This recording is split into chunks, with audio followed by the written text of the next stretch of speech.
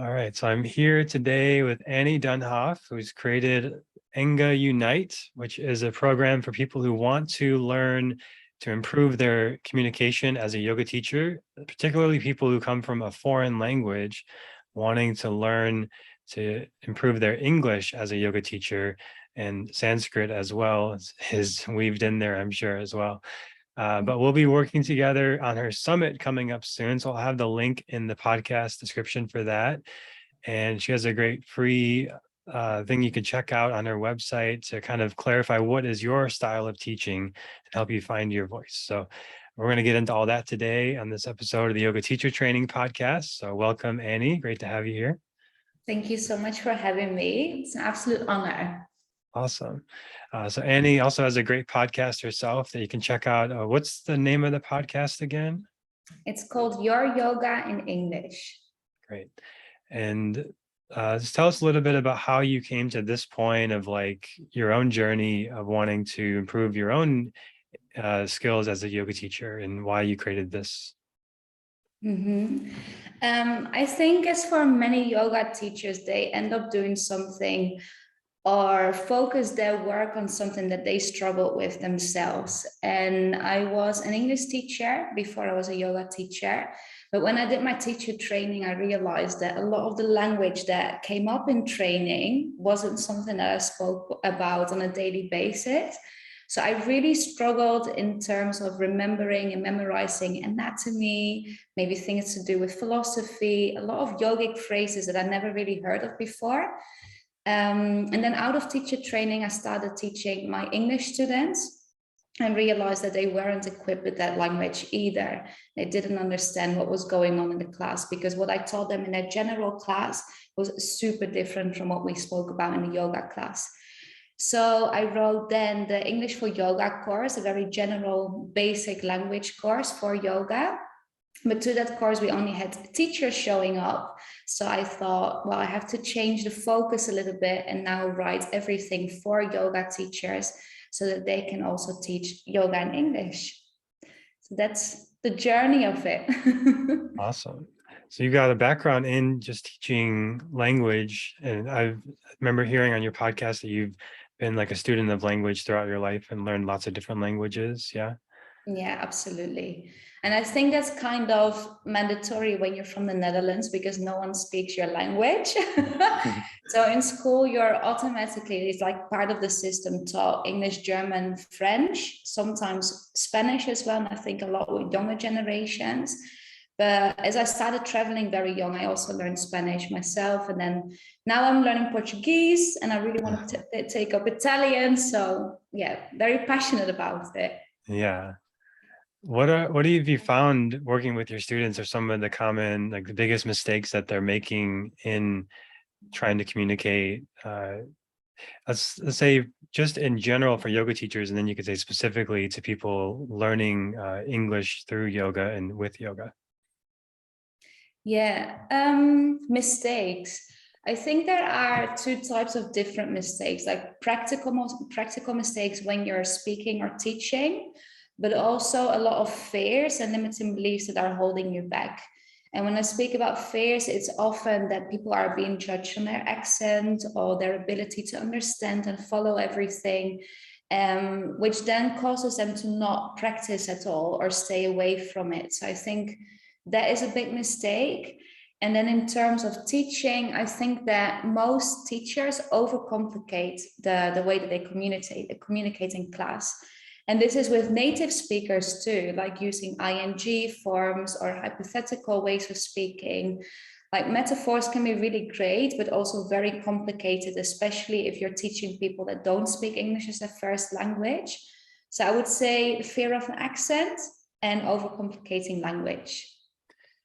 Yeah, and I really like, yeah, I think your accent is very pleasing to listen to. And I've worked with a lot of like Australian students or Danish. I'm working with teachers who are improving their teaching and they happen to be from a different country, have a different accent. And I've heard that a lot where they're like self-conscious about their voice because maybe they're used to hearing me or other American speakers.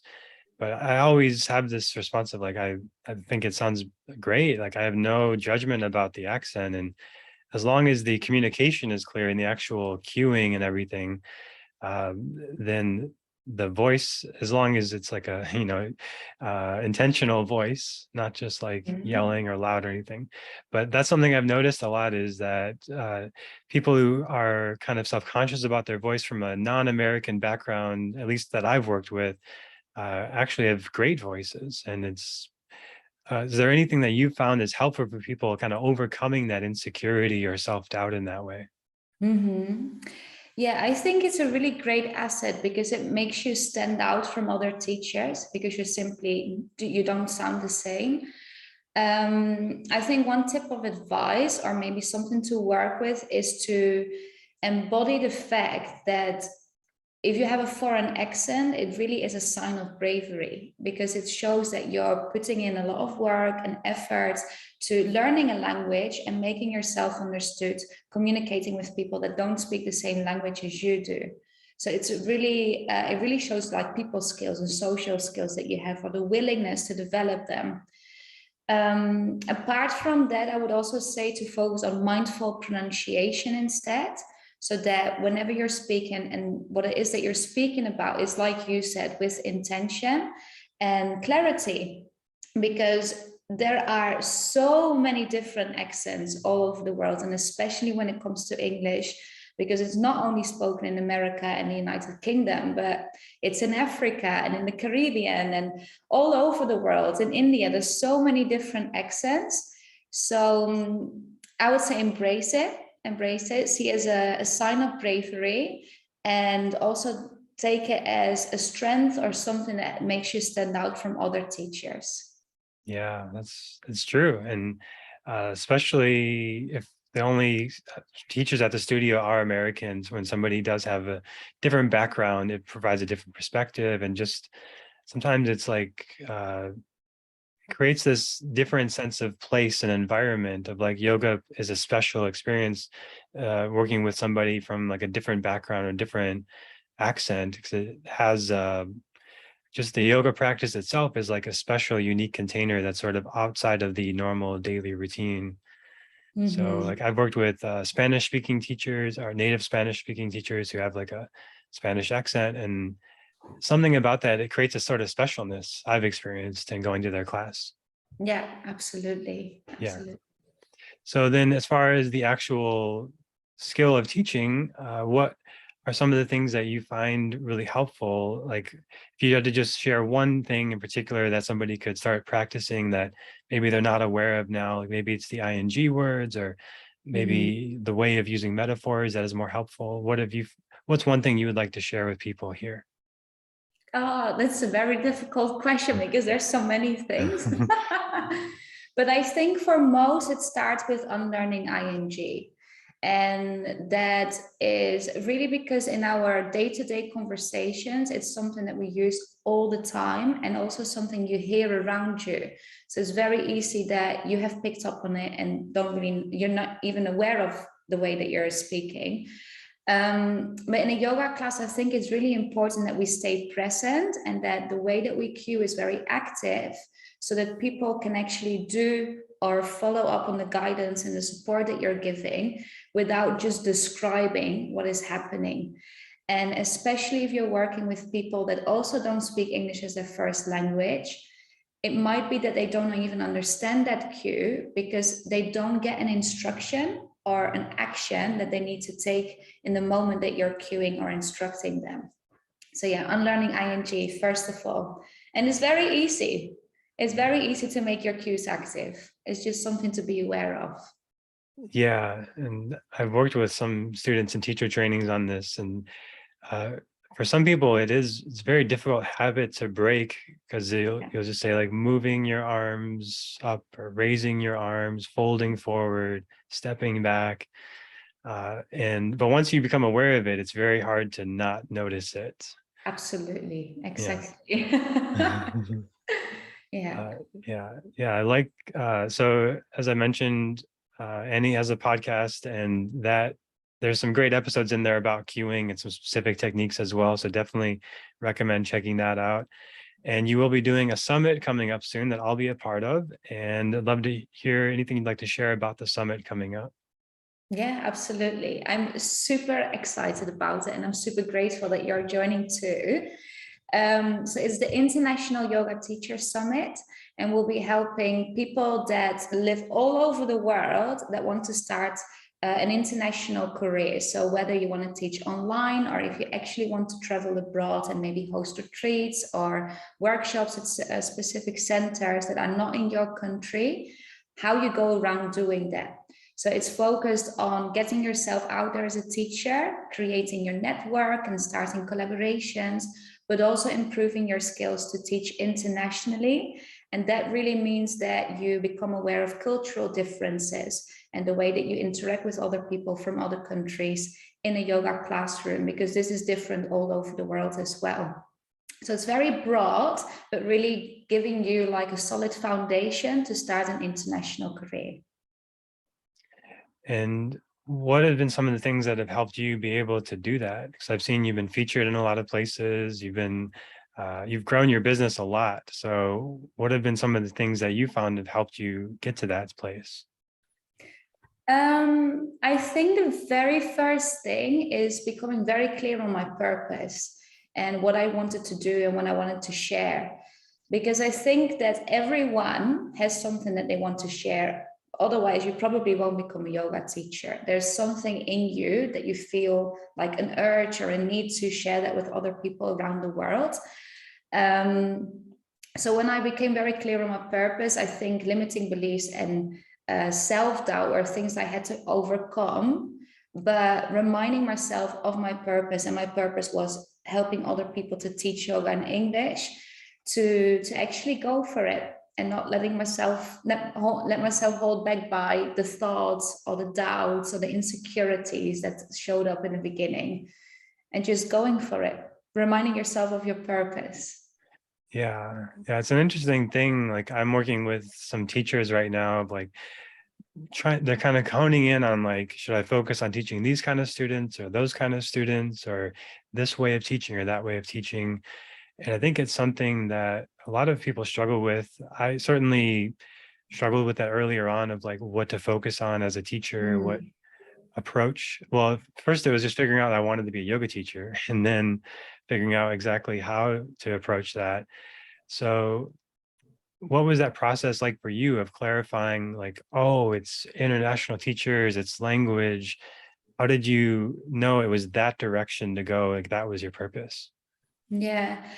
Well, I think because I was already working as an English teacher, the people I worked with mostly came from different backgrounds. At that moment, I was working in Edinburgh in Scotland.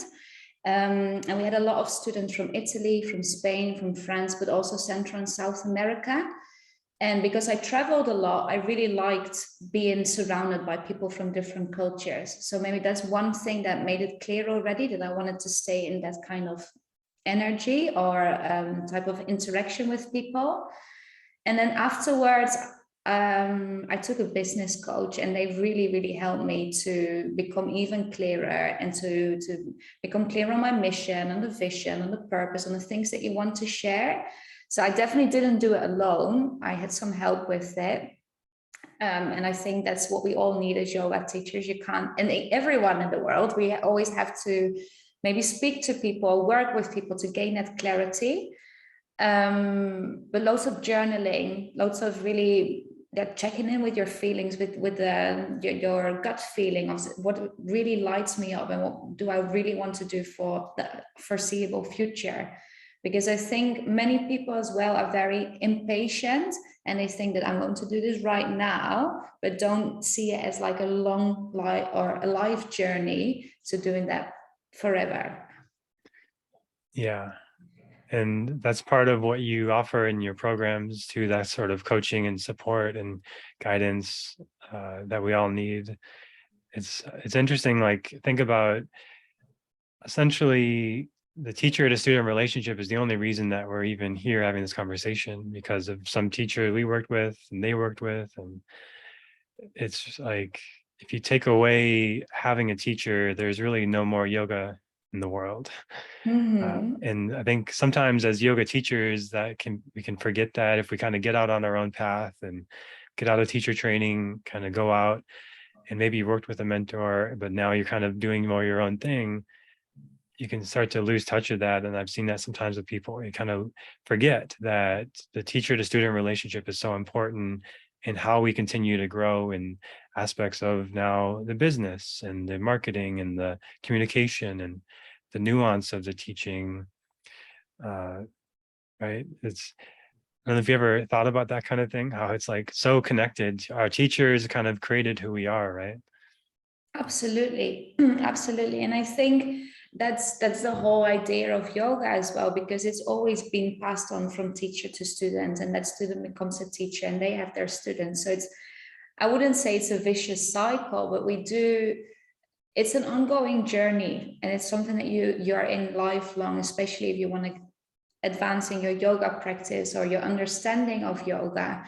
And it's not something that you can experience alone, because there are always more things to discover. And I think that your self practice is super important, but like the inspiration and ideas and new perspectives and insights that you get from your teachers is what is actually going to help you even further and take you deeper into that journey. Yeah. Yeah, and you brought together quite a few teachers for the summit, right? Is there any other teachers you want to share about? I know there's a lot. You don't have to share all of them, but anything else you're excited about bringing together with the summit? There's a lot of teachers I'm really excited about, and all of them really, they all Yeah. mean a lot to me. It's people that I've been inspired by for a long time. Some of them have their own podcast as well. So Amy McDonald is joining us from the Abundant Yoga Teacher podcast. Kelly McHugh, which is actually my business coach as well. And she has an amazing podcast. I think it's called The Yogipreneur. Who else is joining? There's so many. Yeah. We've got Annie Au, which is an incredible yin yoga teacher trainer, and she now also focuses on business coaching. Corey Sterling, who focuses on everything to do with law and legality. So I think that's really important if you want to start your own business. Let me think. Gora Kerex, I'm not sure if I'm pronouncing a name right, but she also has a business podcast. So incredible teacher. Obviously you with 3 podcasts. Yeah. Yeah. Yeah. Yeah. It's a great offering you put together and a great group you put together. And it shows like your sort of drive to create something new. And I think that's a big piece of things that not all teachers think about. It's like when we're learning from teachers, we kind of maybe do what they do or do the part that we saw them doing, like teaching classes or teaching workshops, especially coming from the studio of like so many teachers before the pandemic of just, okay, well, you go to classes, you learn from a teacher at a studio. So that's what you feel like that's what you should do. And you try to get a job at a studio. And I see a lot of teachers doing that. And then they, especially when they're beginning, they struggle and they feel like, well, there's so many teachers. Why would they hire me? So this process of people are like more fresh out of teacher training. I see a lot of teachers kind of struggle with that process. But then there's like what you're doing is something, you know, nobody else is really doing this exactly, but it's needed and there's an audience and it's in alignment with your history and your desires and intentions that you've had throughout your life. So it's kind of bringing it all together. So like you mentioned, there's like journaling, there's belief work, that kind of stuff. Like, are there things you could recommend to somebody for kind of finding their unique way of teaching? Maybe it's not classes or YouTube videos, but maybe there's events or programs or offerings and how people might kind of discover those things within themselves. Yeah. I think I think it's always a good idea to have a look at all the passions and interests that you have, because anything is possible in combination with yoga. We've seen it all right now. There are tons of different events and workshops and styles, and there's so many things that we can combine with yoga, or yoga can benefit something that you're already doing. So maybe have a look at other passions and interests that you have, but also transferable skills. So those are the skills that you've gained in other jobs but can now take into your yoga room or your yoga events, or maybe combine to create something that you're very passionate about. And I think that as well keeps you really motivated and passionate about it in the long run, because it means that you're always doing something that you actually really love and that you believe in.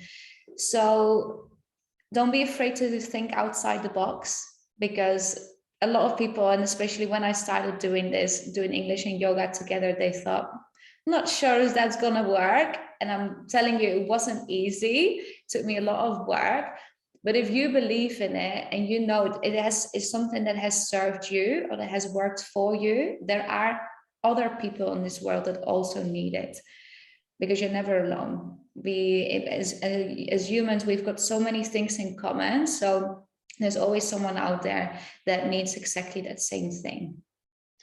Yeah, and I think that's where it's really important to remember to focus on the people you're helping and not Yeah. focus too much on yourself or overthinking it or getting in your head, but to look around at the people you are helping, you have helped, that you could help with the skills that you have and the history you have, like you're saying.